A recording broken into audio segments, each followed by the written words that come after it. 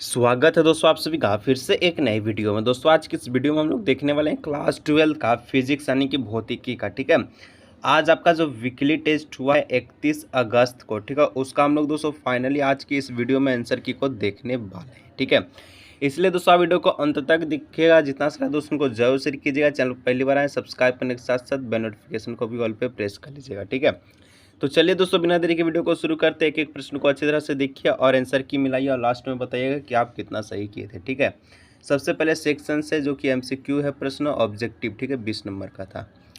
तो पहला प्रश्न दोस्तों आपसे आज एग्जाम में पूछा गया था कि विभव का एसआई मात्रक क्या होता है, यानी कि एसआई यूनिट ऑफ, ठीक है, इलेक्ट्रिक पोटेंशियल इज, यानी कि विद्युत विभव का एसआई मात्रक क्या होता है। तो आप लोग को पता ही होगा, वोल्ट होता है। ठीक है, वोल्ट, यानी ऑप्शन नंबर सी हो जाएगा। ठीक है, चलिए आगे दोस्तों 2 नंबर आपसे पूछा गया था कि रेशनल बिटवीन इलेक्ट्रिक फील्ड आपका और इलेक्ट्रिक पोटेंशियल भी, यानी कि दोस्तों विद्युत क्षेत्र तीव्रता ई और विद्युत विभव भी के बीच संबंध क्या होता है। ठीक है, विद्युत क्षेत्र ई, ठीक है, और विद्युत विभव भी के बाद जो मध्य जो संबंध होता है -dB अपॉन होता है dr। ठीक है, -dB अपॉन dr, यानी ऑप्शन नंबर बी हो जाएगा। ठीक है, इसका करेक्ट आंसर। चलिए 3 नंबर दोस्तों आपसे पूछ रहा है कि the capacity of the parallel, ठीक है, प्लेट कैपेसिटर इंक्रीज व्हेन, यानी कि समांतर पत्रिकाएं संधारित्र की क्षमता तब बढ़ती है जब क्या होता है। तो पत्रिकाओं का क्षेत्रफल बढ़ जाता है। ठीक है, क्षेत्रफल बढ़ने से आपका संधारित्र भी बढ़ेगा, यानी ऑप्शन नंबर बी हो जाएगा। ठीक है, area of the plate is increase. ठीक है दोस्तों 4 नंबर आपसे पूछा गया है कि which of the following option is the correct is the reason of the contents potential. ठीक है, यानी कि निम्नलिखित में से कौन सा विकल्प सही है एक समान विद्युत विभव क्षेत्र में।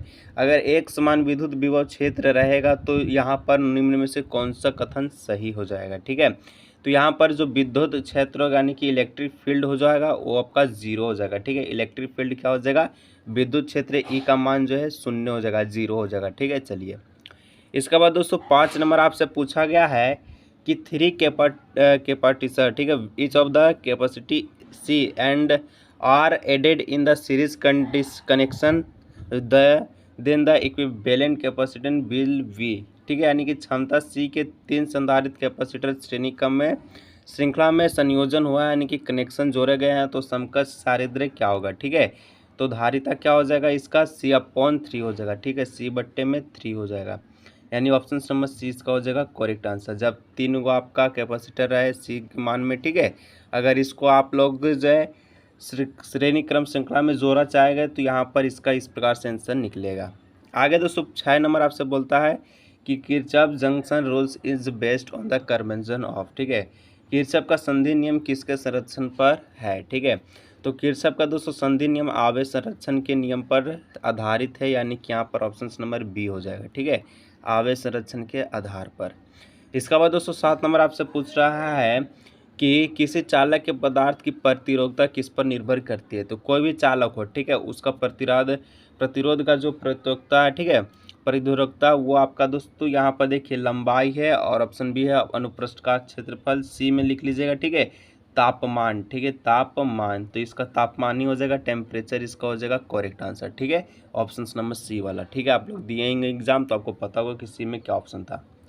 इसके बाद दोस्तों क्वेश्चन नंबर 8 आपसे पूछता है कि विस्टन सेतु में यदि बैटरी और गैल्वेनोमीटर को आपस में बदल दिया जाए तो गैल्वेनोमीटर का विक्षेपण होगा। ठीक है, अगर बैटरी में जो आपका गैल्वेनोमीटर होता है, ठीक है, और आपका जो है बैटरी को आपस में बदल दिया जाए, ठीक है, तो दोस्तों क्या होगा, तो कोई भी चेंज नहीं होगा, यानी परिवर्तन नहीं होगा विस्टन सेतु में। ठीक है, चलिए इसके बाद 9 नंबर आपसे पूछ रहा है यदि विद्युत विभव वाहक बल ई और आंतरिक प्रतिरोध आर के एन सेल समानांतर में जुड़े हुए तो कुल विद्युत वाहक बल और आंतरिक प्रतिरोध क्या होगा। तो कुल विद्युत वाहक बल आपका ई, ठीक है, और यहाँ पर क्या हो जाएगा, तो ई कोमा हो जाएगा, यानी कि ई बराबर हो जाएगा R/N। ठीक है, यहाँ पर ऑप्शन नंबर ए हो जाएगा इसका करेक्ट आंसर। चलिए इसका बाद दोस्तों 10 नंबर आपका अंतिम प्रश्न पूछा गया था कि किनके द्वारा ओम के नियम का पालन किया जाता है।